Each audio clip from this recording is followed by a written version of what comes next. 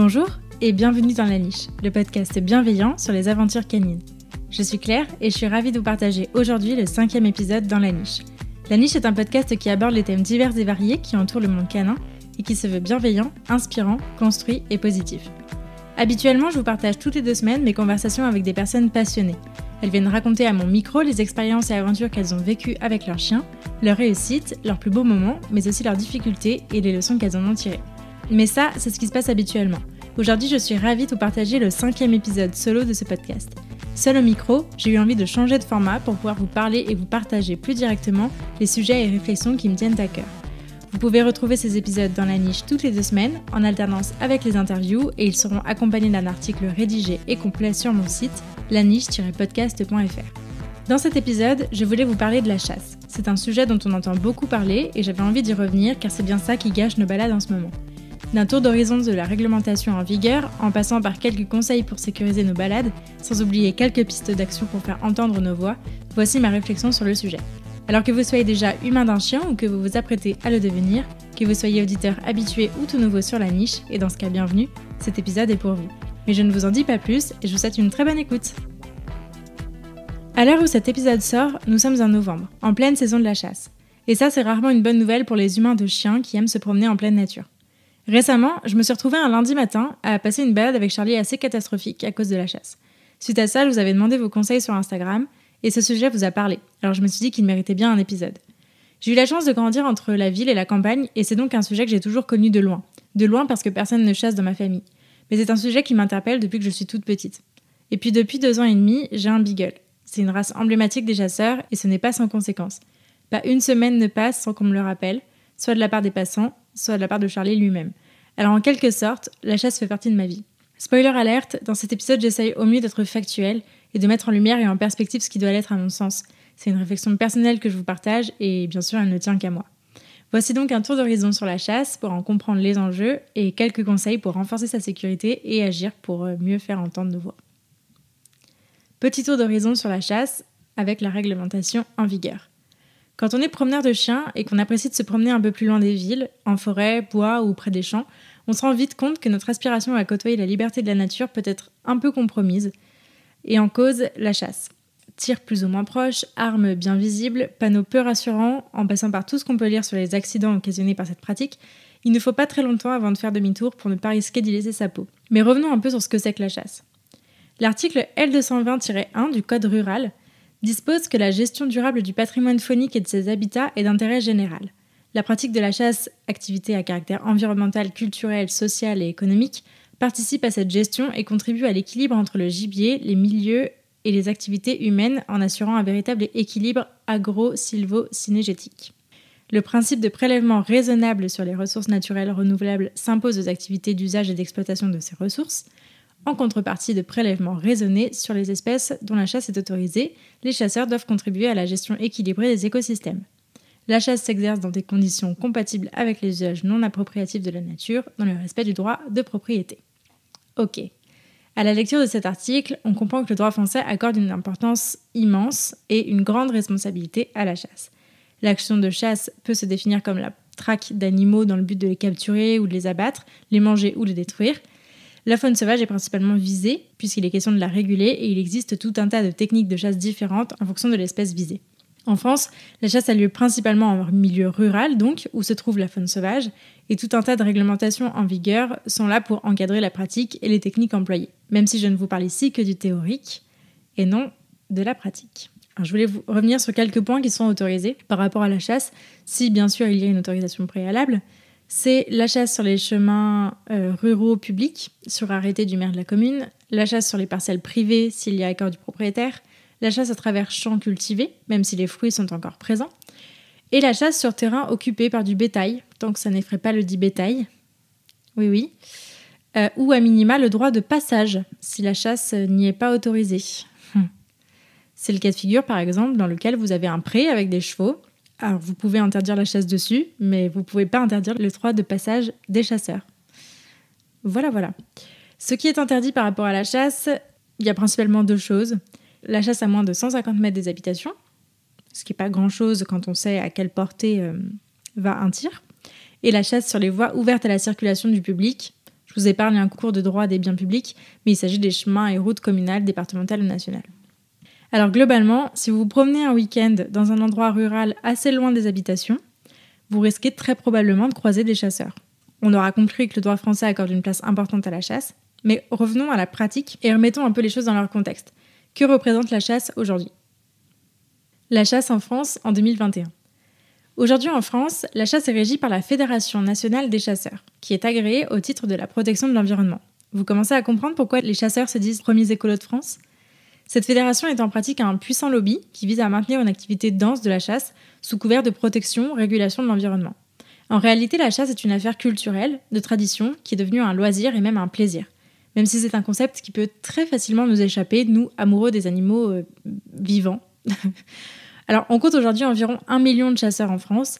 Il s'agit d'une population plutôt vieillissante et par conséquent, le nombre de chasseurs est en déclin. Ce qui pose véritablement problème, ce sont les dégâts et les dérives qui sont de plus en plus mis en lumière.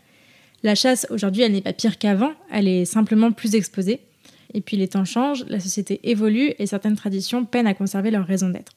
Aujourd'hui, les langues commencent tout juste à se délier et les voix à se faire entendre vis-à-vis des dérives et pratiques courantes et barbares dont on parle assez peu.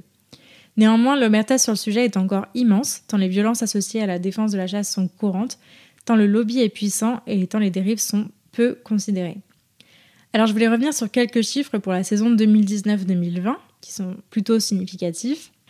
Il y a eu 141 accidents de chasse, dont 11 mortels, qui ont été relativement peu punis. Par exemple, quelques centaines d'euros d'amende pour avoir tué quelqu'un. Bon. Il y a eu environ 40 millions d'animaux tués en France dans le cadre de la pratique de la chasse et 5 millions d'animaux qui ont été blessés et non retrouvés, dont on peut considérer qu'ils ne sont plus de ce monde aujourd'hui, et environ 300 000 animaux tués par week-end de chasse. Voilà. Et puis moi, je tenais à rajouter une ligne qui n'a pas de chiffres, c'est celle des victimes collatérales. Et j'appelle ici les chiens de chasse. Parce que oui, les chasseurs ne chassent pas seuls, et l'homme a avant tout domestiqué le chien pour ça. Ils ne sont jamais comptés dans ces chiffres, et pourtant ils subissent plus que quiconque dans cette histoire. On parle rarement de leur vie enfermée dans des petits enclos et jardins à attendre la saison. On parle rarement de leur mauvais traitement quotidien, même si tous les chasseurs vous diront qu'ils aiment leurs chiens. On parle rarement de leurs blessures atroces durant la chasse, et on parle rarement de leur décès, soit lorsqu'ils tombent sur plus fort qu'eux, soit lorsqu'ils sont moins doués que les autres pour la chasse, ou lorsqu'ils sont confondus avec du gibier par exemple. Rappelons-le, le chien de chasse est sélectionné pour des types précis de comportements, spécifiques aux techniques de chasse employées. Je parlerai ici principalement des chiens courants, que je connais mieux, même si globalement tous les chiens ont un instinct de chasse plus ou moins marqué et ont été sélectionnés pour un type particulier.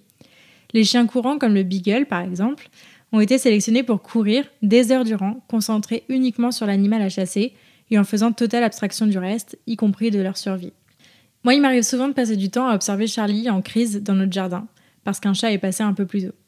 J'appelle ça une crise parce qu'à ce moment-là, il est envahi d'une excitation tellement sombre et puissante que j'ai l'impression qu'il s'écoule une éternité avant qu'il retrouve son calme. Une sérénité encore plus difficile à trouver si je l'aide pas. Dans ces moments-là, il se transforme. Il court à une vitesse dingue, il aboie hyper fort, rauque, il est totalement inarrêtable.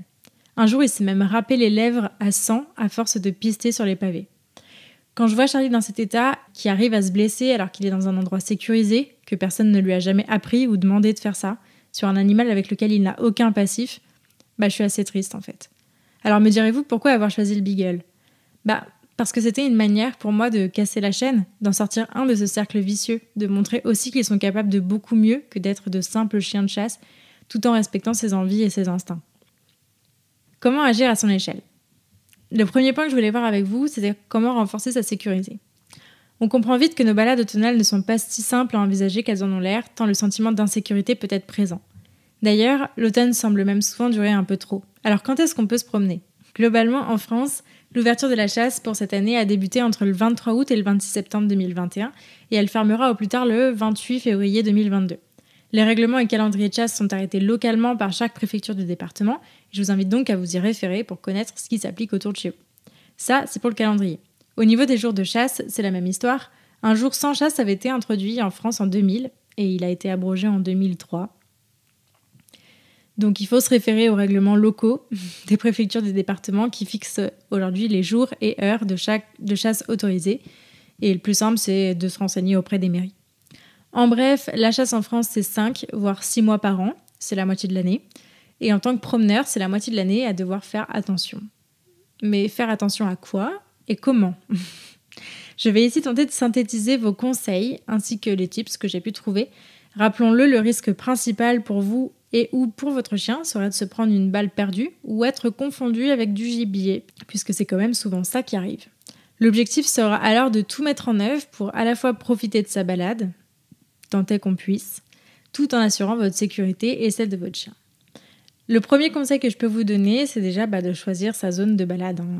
Renseignez-vous auprès de la mairie, faites attention aux panneaux, demandez à des promeneurs ou à des personnes du coin. Plus vous serez informé des lieux de chasse et plus vous pourrez les éviter et vous tenir loin du danger. Mais c'est pas facile parce qu'on est d'accord, la chasse c'est un petit peu partout. Le deuxième conseil que je peux vous donner, ça serait de rester sur les chemins. Une fois que vous avez identifié une zone plus ou moins sans chasse, je vous invite à rester sur les chemins, à s'éloigner de la végétation dense, à marcher le long des champs, à la lumière par exemple, afin de pouvoir être au mieux distingué qu'en plein sous-bois ou entre ombre et branchage par exemple. Et toujours dans cette histoire d'être distingué, le troisième conseil que je pourrais vous donner, c'est d'être repérable. Porter des vêtements fluo, un gilet fluo, des équipements fluo pour votre chien. En la matière, il existe un peu tout pour être visuellement repérable de loin. Vous pouvez aussi mettre une clochette à votre chien pour qu'il fasse du bruit en se déplaçant. Ça vous permet de savoir où il est et d'indiquer sa présence aux autres occupants des lieux, chasseurs comme animaux.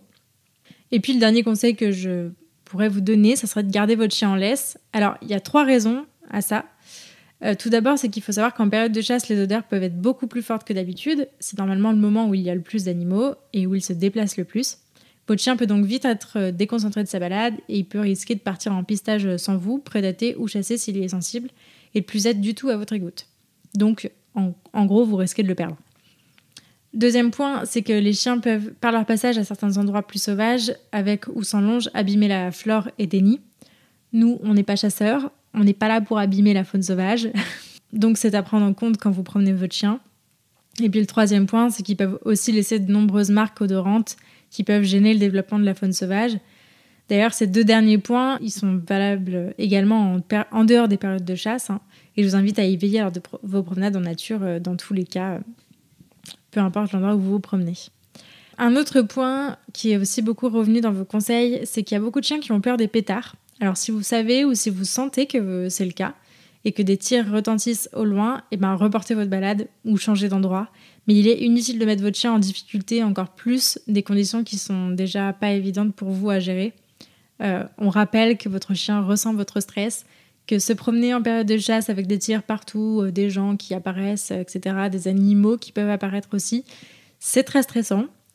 Donc ça sert à rien d'en rajouter en plus sur votre chien, à part lui créer un passif négatif par rapport à certaines zones, certains endroits ou certaines conditions. Ça fera rien de plus et ça sera pas du tout une balade riche dans tous les cas, donc reportez ou changez d'endroit. Également, si votre chien échappe à votre surveillance et tue malencontreusement un animal sauvage, parce que ça arrive et je l'ai déjà vu sur pas mal de groupes, ce qu'il faut faire dans ces cas-là, c'est d'appeler le garde forestier du coin via la mairie si besoin pour voir ce qu'il faut faire, ce qui est envisageable. N'hésitez pas quand même aussi à vérifier un peu votre animal parce qu'il a été quand même en contact d'un animal sauvage. On ne sait jamais s'il peut s'infecter ou quoi de quelque chose. C'est bien d'y veiller quand même. Alors, cette partie conseil, elle est assez courte, malheureusement. J'en suis vraiment désolée. Parce qu'en réalité, il n'y a pas grand-chose à faire. Il s'agit ici de faire face à des personnes qui sont armées, souvent peu formées, et qui se pensent, et qui sont dans les faits, protégées et au-dessus des lois. Il s'agit de quelques personnes qui s'accaparent les espaces naturels au détriment des autres. Et en plus de ça, il s'agit d'une activité qui fait des victimes parmi les non-participants, ce qui n'est pas très courant. Sans parler de ces animaux magnifiques, conscients de leur monde, qui ne demandent qu'à vivre paisiblement dans leur environnement. Bref, nous, on est noyés au milieu de tout ça, et c'est pas évident de trouver sa place de promeneur là-dedans. On est bien d'accord.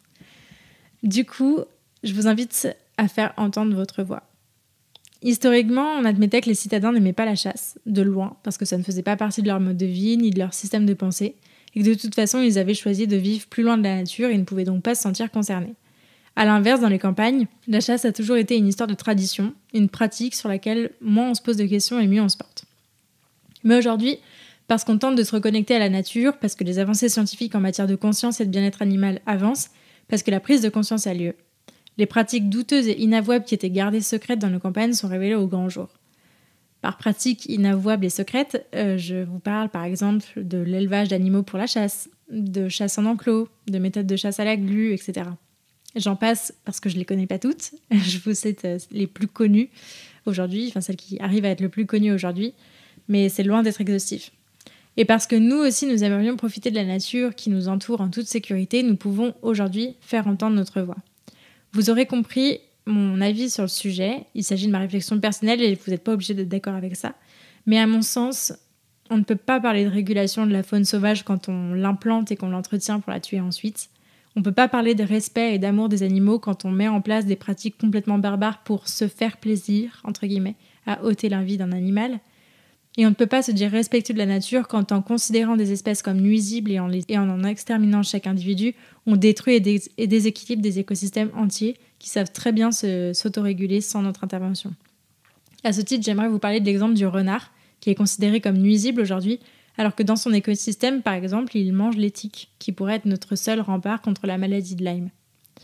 C'est qu'un exemple, et il y en a 1000 autres, mais voilà. Je vous invite également à faire entendre votre voix en signant des pétitions. Et sur le sujet de la chasse, il y en a beaucoup.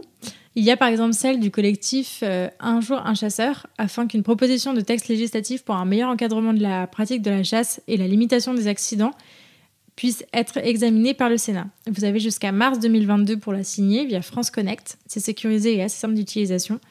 Et voici les mesures qui sont proposées. Donc dimanche et mercredi sans chasse, le renforcement des formations et des règles de sécurité, le contrôle et le suivi des armes de chasse et des comportements à risque, des sanctions pénales à la hauteur des délits commis et la libération de la parole et reconnaissance des victimes de la chasse par l'État. Je vous mets le lien de cette pétition dans la barre d'information et je vous invite vraiment à aller la signer parce que c'est important de faire évoluer ce milieu. Je tenais aussi à vous partager l'action de l'ASPA. Donc l'ASPA, c'est une association pour la protection de la faune sauvage. Pareil, je vous mets le lien en barre d'infos. Cette association milite pour une meilleure information et protection de la faune sauvage française et elle se bat contre la chasse et ses pratiques peu acceptables. Notamment, cette association tente de racheter collectivement des parcelles de terrain pour préserver la faune et la flore qui s'y trouvent. Et ils ont d'ailleurs racheté un enclos de chasse dans le Vercors dans ce but l'année dernière. Vous en avez peut-être déjà entendu parler dans l'émission Sur le front des animaux sauvages d'Hugo Clément. Vous pouvez également retrouver plusieurs pétitions à signer sur leur site sur plusieurs thématiques. Je voulais enfin vous reparler de l'importance de l'action très concrète que représente le soutien à des associations. En souvenir du bon vieux temps, pour ma part, on va parler un peu de droit parce que c'est aussi par l'action juridique que ces associations remportent des victoires dans leur bataille pour un monde meilleur. Récemment, le gouvernement a autorisé par arrêté la chasse de 113 000 oiseaux d'une certaine espèce pour avoir la complaisance des chasseurs. On est d'accord qu'on se trouve en période électorale. Néanmoins, cet arrêté vient d'être annulé par le Conseil d'État en vertu du fait qu'il contrevient au droit de l'Union européenne. Cette annulation juridique, elle a été possible que parce que quelqu'un s'y est opposé juridiquement, et en l'occurrence, il s'agit de LPO, la Ligue de protection des oiseaux, et One Voice Animal, qui sont donc deux associations françaises qui ont pu avoir le poids juridique et les avocats nécessaires pour porter cette action en justice et devant le Conseil d'État, ce qui n'est pas rien. Sans soutien financier, ces associations ne pourraient pas agir sur le plan juridique. Si l'action de terrain est importante, l'action juridique a également un impact très très important, si ce n'est plus quand il concerne des autorisations ou interdictions générales appliquées sur tout le territoire, comme c'est le cas ici. En conclusion, la chasse, c'est pas une activité qui a le vent en poupe, mais qui dispose d'un lobby puissant pour redorer son image. Pour le moment, nos seuls moyens d'action sont de veiller à notre sécurité et de faire entendre nos voix pour changer les choses et retrouver un jour notre liberté de jouir de la nature et de nos campagnes. Alors prenez soin de vous. Merci beaucoup de m'avoir écouté jusqu'au bout, j'espère que cet épisode vous a plu et si c'est le cas, je vous invite à en parler à des amis qui le pourraient aider et à le partager sur les réseaux sociaux en me taguant @lanichepodcast. Si vous souhaitez soutenir ce projet, vous pouvez aussi me laisser une note et un commentaire sur la plateforme que vous utilisez pour m'écouter. Ça aide beaucoup le podcast à se développer. Pour enrichir votre écoute, n'hésitez pas à visiter mon site laniche-podcast.fr. Enfin, pensez à vous abonner au podcast et à me suivre sur Instagram pour ne rien rater des prochains épisodes. Ils arrivent très vite. D'ici là, prenez soin d'eux, prenez soin de vous et je vous dis à la prochaine!